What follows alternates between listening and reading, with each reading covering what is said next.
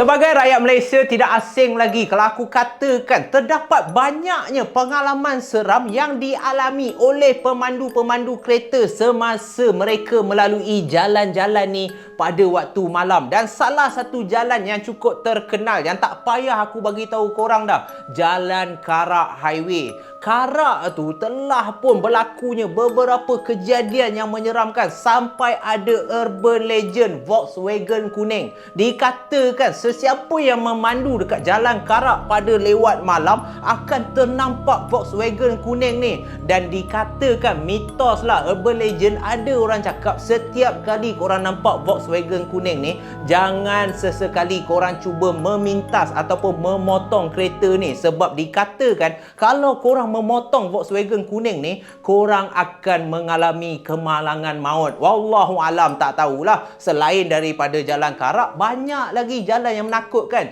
Jalan Bukit Putus pun ada pengalaman seram. Jalan Jemaluang, sampai DJ KC pun pernah cakap jalan tu cukup menyeramkan. Wallahu alam. Banyak dah, makin lama makin banyak jalan yang menyeramkan. Jalan Genting Highland pun seram, Jalan Segambut seram, Jalan Hulu Langat pun seram. Masuk tahun ni je dah hampir semua jalan seram. Dah tak tahu dah nak ikut jalan mana. Tetapi jalan yang paling menyeramkan dalam kebanyakan jalan ni adalah jalan yang penuh dengan kesesatan, yang jauh daripada Allah. Itu lagi seram. Jadi sebelum kita mengalami ataupun sebelum kita merasai kisah-kisah seram pada malam ni, eloklah kita beramai-ramai berselawat Nurul Mubin. Ayuh semua. Sallallahu Rabbuna ala Nuril Mubin Ahmad al-Mustafa Sayyidil Mursalin. Sallallahu Rabbuna ala Nuril Mubin Ahmad al-Mustafa Sayyidil Mursalin. Sallallahu Rabbuna ala Nuril Mubin Ahmad al-Mustafa Sayyidil Mursalin.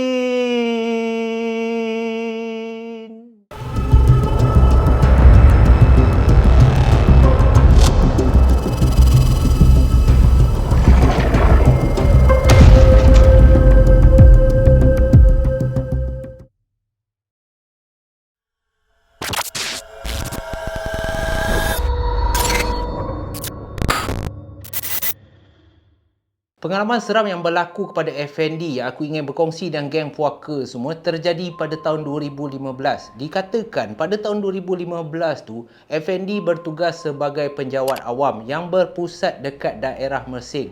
Dan sebagai seorang penjawat awam, tak heranlah banyak mesyuarat yang terpaksa Effendi ni hadiri. Dan mesyuarat-mesyuarat ni kalau terjadi dekat Mersing sahaja tak apa, tetapi kebanyakan mesyuarat yang terpaksa Effendi ni pergi akan dibuat di Johor Bahru. So bila dekat area Johor Bahru tu, terpaksalah Effendi ni berulang alik daripada Mersing memandu kereta dia melalui Jalan Jemaluang, Jalan Mawai dan juga Jalan Kota Tinggi sebelum sampai ke Johor Bahru. Jarak perjalanan tu ada masanya mengambil masa 1,5 jam, ada masa 2 jam sebab traffic jam lah, kadang-kadang tu kereta banyak lah. Itu belum berlaku kemalangan maut lagi. Kalau berlaku kemalangan maut, lagilah lambat Effendi nak sampai ke area Johor Bahru. Dan jalan ni pula, apa yang menyeramkan, aku rasa orang Johor Bahru dah tahu dah sejarah ataupun kisah-kisah seram yang berlaku kat Jalan Jemaluang tu. Dan dikatakan dekat Jalan Mawai menghala ke Kota Tinggi tu pula ada kubu-kubu lama yang dibuat sejak zaman British dahulu. Waktu penjajahan Jepun ke tanah Melayu, pihak British buat kubu-kubu ni, dan sehingga sekarang kubu-kubu peninggalan tentera British tu masih ada dekat tepi-tepi jalan tu. Dan itu telah menambahkan lagi keseraman setiap pemandu yang memandu pada lewat tengah malam dekat jalan tersebut. So sepanjang Effendi bekerja sebagai penjawat awam, aku boleh katakan hanya sekali dua saja yang Effendi akan melalui jalan tu selepas pukul 8 malam. Selalunya dia akan cuba sedaya upaya supaya habiskan mesyuarat dia, paling lewat pun pukul 5 petang. So daripada Johor Bahru tu dia boleh memandu pulang dan melalui jalan-jalan tersebut tak adalah lambat sangat sebelum hari gelap ke apa. Tetapi malang tidak berbau. Dikatakan adalah satu hari ni selesai sahaja mesyuarat yang dihadiri oleh Effendi dekat Johor Bahru ni, dia tengok jam dia je, alamak dah pukul 6.30 petang lah. Jadi selalunya kalau dah pukul 6.30 petang, memang taklah Effendi nak pulang balik ke Mersing. Dia akan tinggal di hotel-hotel dekat area Johor Bahru tu dan keesokan paginya barulah dia pulang balik ke Mersing. Begitulah betapa takutnya Effendi nak lalu jalan tu. Lagi-lagi pula seorang diri terpaksa balik ke Mersing kan. So dia tak nak lah apa-apa kejadian buruk berlaku. Buruk tu satu hal, kejadian menyeramkan pun dia tak nak juga. Tapi apa yang Effendi tidak sangka, pada hari tersebut dia tidak boleh menetap satu malam di Johor Bahru. Kerana apa? Kerana keesokan paginya ada lagi satu mesyuarat yang dia terpaksa hadiri dekat Mersing. Dan mesyuarat ni berlangsung pada pukul 8.30 pagi. Jadi dalam hati diri Effendi, alamak, 8.30 pagi, kalau aku stay satu malam kat Johor Bahru, memang tak sempat aku nak hadiri mesyuarat tu. So nak tak nak, Effendi terpaksa kuatkan semangat dia. Dia terpaksa juga memandu pulang seorang diri balik ke Mersing. Dia tak ada pilihan lain dah. So tepat pukul 7 petang, Effendi pun mulalah memandu kereta dia. Dia tekan pedal minyak tu selaju yang boleh dan tepat di area Jalan Mawai tu, jam telah pun menunjukkan pukul 8.30 malam. So pada masa tersebut, sewaktu Effendi memandu seorang diri, bila dia tiba saja di Jalan Mawai tu, dia tengok jam dia dah pukul 8.30 malam. Terdetik dalam hati Effendi ni rasa gembira. Ya Allah, laju juga aku tekan daripada Johor Bahru nak sampai ke Mawai ni dalam 1 jam je. Tak sampai 1 jam, dalam setengah jam je aku dah boleh sampai dekat Jalan Mawai. Okeylah, legalah sikit. So Effendi pun teruskan pemanduan dia dan secara tiba-tiba, apa yang Effendi tidak sangka, sebaik sahaja dia sampai di kawasan di mana terletaknya kubu-kubu peninggalan tentera British ni yang berada di kiri dan kanan jalan, tiba-tiba kereta Effendi secara perlahan dah mula rosak dah. Tak kisah sekuat mana Effendi tekan pedal minyak tu, kereta dia seolah-olah berat. Jadi pada masa tersebut, dalam hati Effendi ni terdetik lagi satu benda yang amat menakutkan. Dah mula bermain bermacam-macam di dalam fikiran Effendi ni. Adakah aku telah diganggu? Kenapa kereta aku berat ni? Kenapa meter kereta ni tak naik-naik? Padahal minyak tu aku dah tekan sekuat yang boleh. Dan disebabkan terlalu takut, Effendi pun ambil lah sebatang rokok, dia nyalakan, dia buka tingkap kereta dia, dia pun memandu secara perlahan. Tetapi makin lama makin perlahan sehingga kan kereta dia dah tak mampu bergerak dah. So Effendi dah tak ada pilihan lain, dia pun memberhentikan kereta dia di tepi jalan dan sebaik sahaja dia tengok sekeliling, alangkah terkejutnya Effendi, kereta dia berhenti betul-betul bersebelahan dengan salah satu kubu tentera British yang terletak kat tepi jalan tu. So hati Effendi dah berdebar dah. Dia keluar daripada kereta, dia pun dah buang puntung rokok dia, dia buka bonet depan untuk dia tengok apa masalah kereta aku ni. Semuanya okey, minyak okey, dah lah kereta aku baru servis, kenapa tak bergerak ni? So dalam setengah jam dia cek kereta dia kenapa tak nak hidup. Dia cuba hidupkan kereta dia beberapa kali tapi tak nak hidup juga. Dan pada masa inilah secara tiba-tiba sesuatu telah berlaku kepada Effendi. Selepas hampir sejam, Effendi cuba tengok apa masalah kereta dia. Dia dah cek macam-macam dah. Minyak okey, air cukup, minyak hitam pun cukup. Tak ada sebarang masalah. Tapi setiap kali dia cuba nak hidupkan kereta dia tak boleh hidup juga. Beberapa biji kereta dah mula lalu dah. Effendi cuba tahan, tetapi malangnya tak ada satu kereta pun yang nak berhenti, yang nak tolong Effendi ni. Dan nak bertambah malang, dekat dekat kawasan Jalan Mawai tu, line telefon memang tak ada. Effendi cuba juga matikan telefon dia dan menghidupkan kembali. Manalah tahu boleh dapat juga reception tetapi tak dapat. Jadi Effendi dah tinggal seorang diri. Dia tak boleh nak minta tolong kawan-kawan dia ke, ahli keluarga dia ke. So Effendi terpaksa juga betulkan kereta dia. Dan alhamdulillah akhirnya selepas hampir 1.5 jam adalah seorang lelaki yang menaiki motosikal,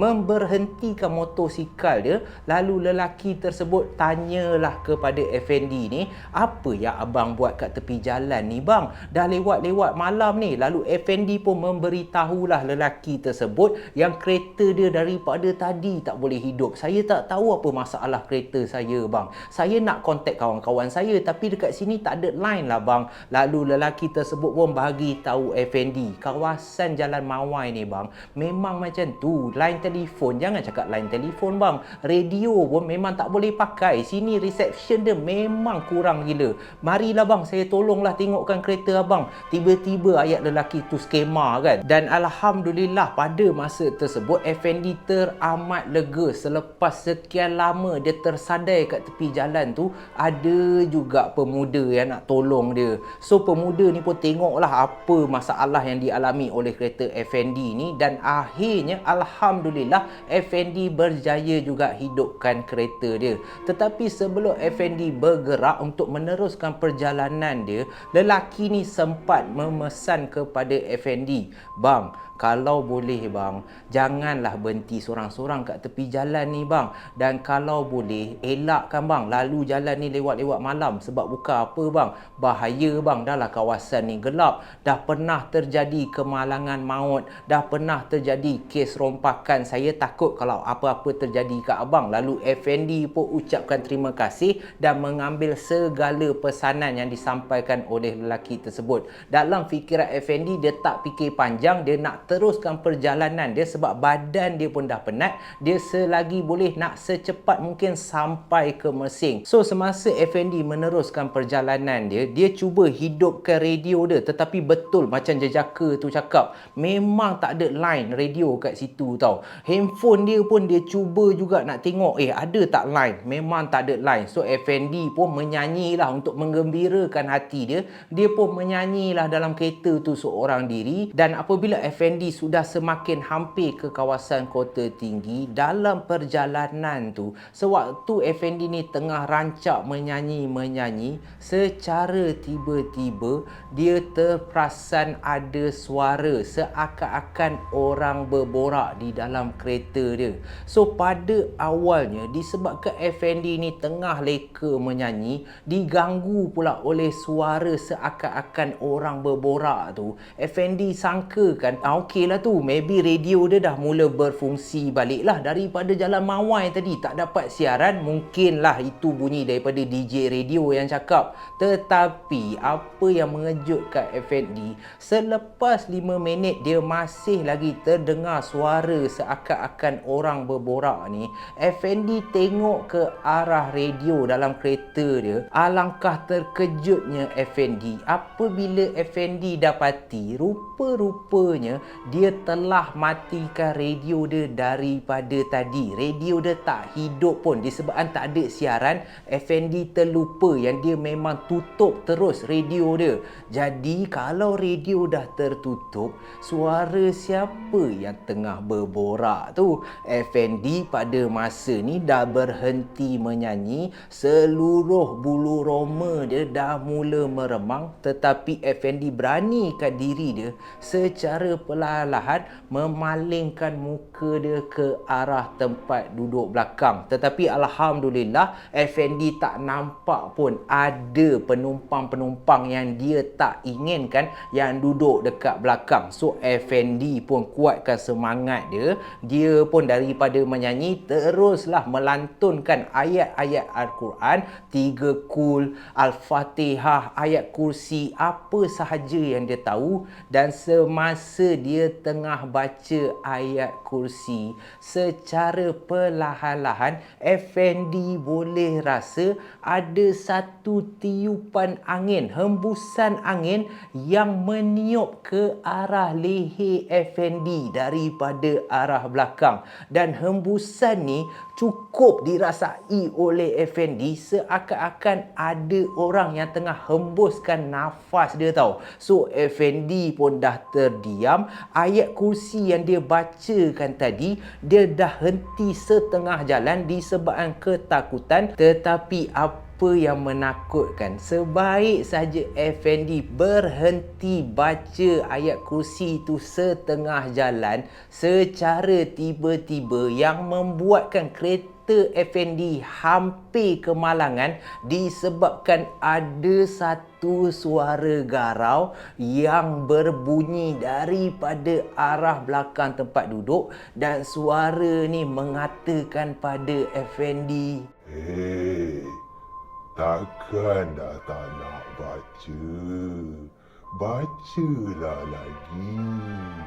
Kau takut Lalu Effendi pun dah tergamam. Kereta dia seakan-akan hilang kawalan. Nasib baik Effendi sempat menekan brek kereta dia, dan secara mengejut Effendi berhenti di tepi jalan untuk kali yang kedua. Dan pada masa inilah Effendi menekap muka dia dengan kedua-dua belah tangan dia sambil dia terus membacakan ayat Quran beberapa kali, sebab suara yang garau yang dia dengar tadi tu memang cukup menakutkan diri dia.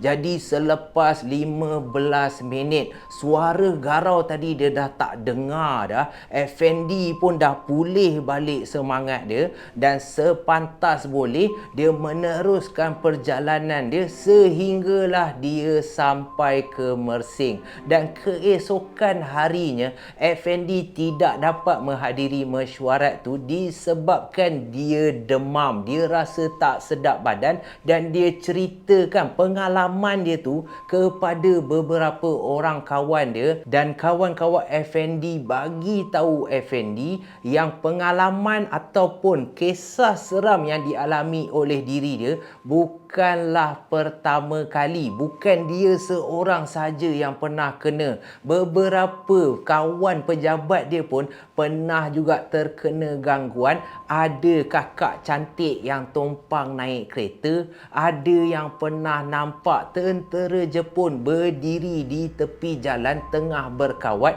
dan lagi seram, ada yang pernah mengalami pocong berada di atas kereta. Dan sebaik saja Effendi dengar pengalaman daripada kawan-kawan dia, memang tidak dapat dinafikan lagi jalan Mawai menghala ke Mersing melalui jalan Kota Tinggi itu memang cukup menakutkan.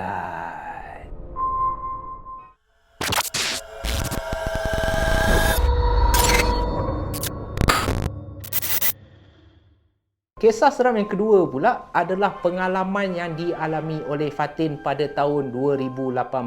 Dikatakan Fatin yang berasal dari Kota Tinggi Johor pergi ke Johor Bahru bersama 4 orang lagi kawan dia untuk menghadiri sebuah majlis makan malam. Dan selesai saja majlis makan malam tu, jam telah pun menunjukkan pukul 10 malam. Jadi Fatin bersama kawan-kawan dia ni daripada Johor Bahru ingin pulang ke Kota Tinggi, dan dalam perjalanan tu dah nama pun perempuan. Kalau perempuan ni diletakkan dalam satu kereta 4-5 orang, memang riuh rendah lah. Jadi itulah apa yang berlaku dalam kereta si Fatin ni. Suasana yang cukup meriah, mereka semua menyanyi, berborak, bergosip, dan sedar tak sedar dalam mereka berhibur tu, selepas 1 jam dalam perjalanan tu, kawan-kawan Fatin yang duduk di kerusi penumpang belakang telah pun terlelap. Jadi tinggallah Fatin yang memandu kereta bersama salah seorang lagi kawan dia yang bernama Sarah. Sarah yang duduk di bahagian penumpang tak nak tidur sebab nak temankan Fatin ni memandu. Lagi-lagi pula dah lewat malam kan. So semasa mereka melalui jalan menghala ke Kota Tinggi tu, dikatakan suasana dah sunyi sepi dah. Kawan-kawan si Fatin ni yang pada asalnya riuh rendah menyanyi lagu, bergosip apa semua, telah pun tertidur. Lalu Fatin pun fokuslah dalam pemanduan dia. So tengah dia memandu tu, dia pun dah sampai ke jalan di mana terletaknya kubu-kubu tentera-tentera British ni tadi.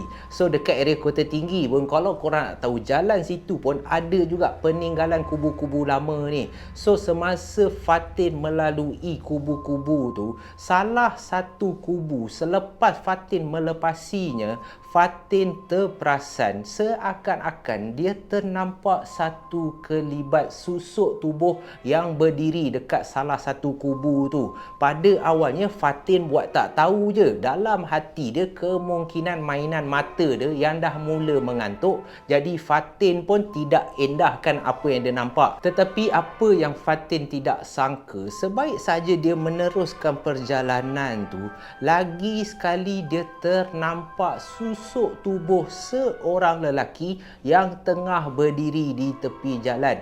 Jadi apabila kereta si Fatin ni makin menghampiri susuk tubuh lelaki ni, alangkah terkejutnya Fatin apabila dia amati betul-betul lelaki yang tengah berdiri dekat kawasan gelap ni. Lelaki tersebut berpakaian ala-ala tentera Jepun pada zaman dulu. Fatin boleh nampak pakaian yang serba hijau dengan kasut tentera Jepun yang berwarna hitam dan topi yang ada logo tentera Jepun di tengah-tengahnya.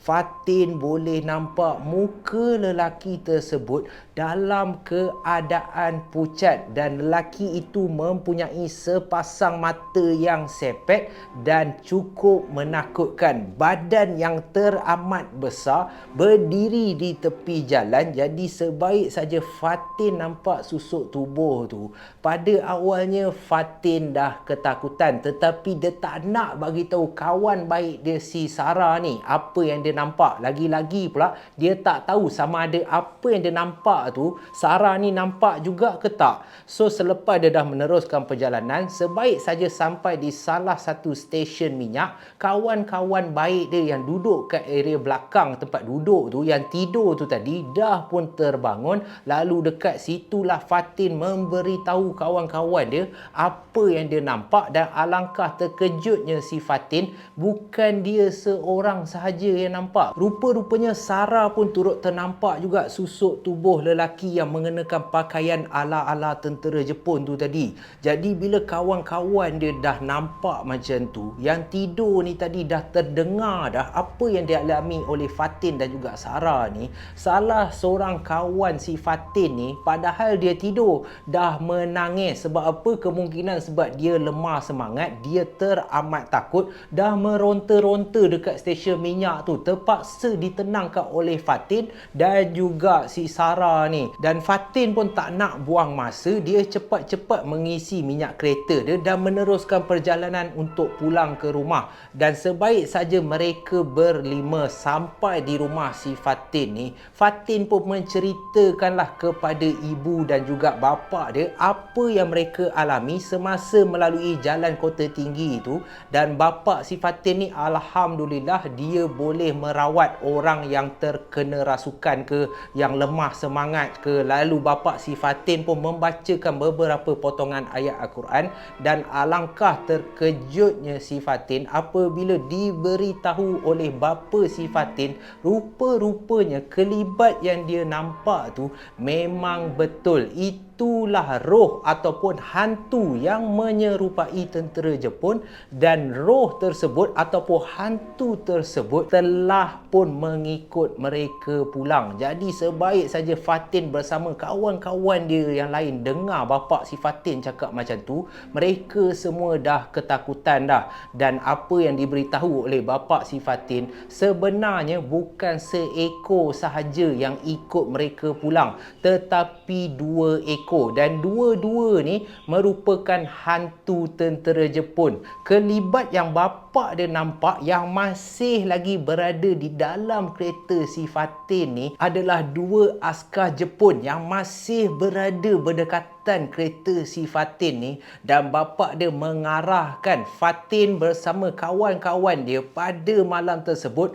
bermalam di rumah si Fatin ni. Tak payahlah pulang ke rumah dulu. Sebab apa? Sebab takut kalau-kalau mereka mengalami kemalangan. Sebab niat hantu tu mengekori mereka berlima adalah disebabkan hantu tu marah Fatin tidak mengendahkan dia berdiri kat tepi jalan, dan niat hantu ataupun jin tu untuk menyebabkan Fatin ni kemalangan. Tetapi nasib baiklah dilindungi oleh Allah Subhanahu Wa Taala. Lalu bapa si Fatin pun membacakan beberapa ayat pelindung, dan keesokan paginya barulah bapa si Fatin tengok balik ke arah kereta yang dipandu oleh Fatin ni, adakah lembaga tu masih lagi berada di situ. Tetapi alhamdulillah dua susuk jin yang mengenakan pakaian tentera Jepun tu telah hilang dari pandangan. Dan itulah pengalaman yang dialami oleh Fatin, dan Fatin sempat mengatakan kemungkinan besar kemalangan-kemalangan maut yang pernah terjadi dekat jalan Kota Tinggi itu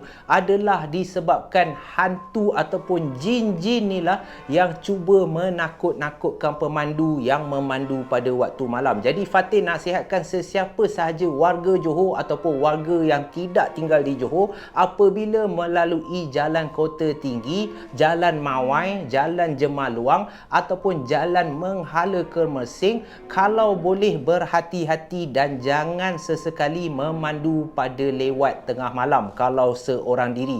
Sebab takut korang terkena ataupun ternampak juga susuk tubuh tentera Jepun yang dialami oleh Fatin ni. Jadi warga Johor, korang ada tak pengalaman seram yang korang pernah lalui semasa melalui jalan-jalan yang aku sebutkan tadi? Kalau ada, tinggalkan komen korang dekat bawah. So itulah kisah ataupun pengalaman seram yang dilalui oleh Effendi dan juga Fatin semasa melalui jalan daripada Johor Bahru menghala ke Mersing, guys.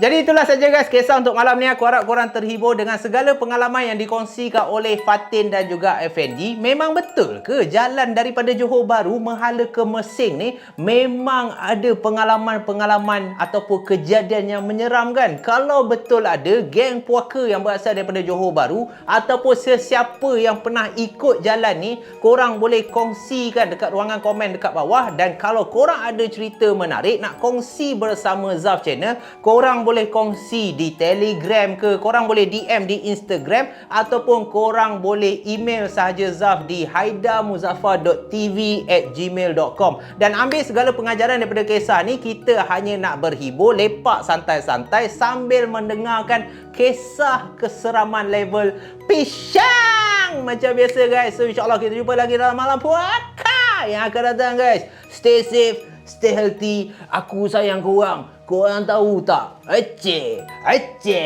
Bye-bye guys.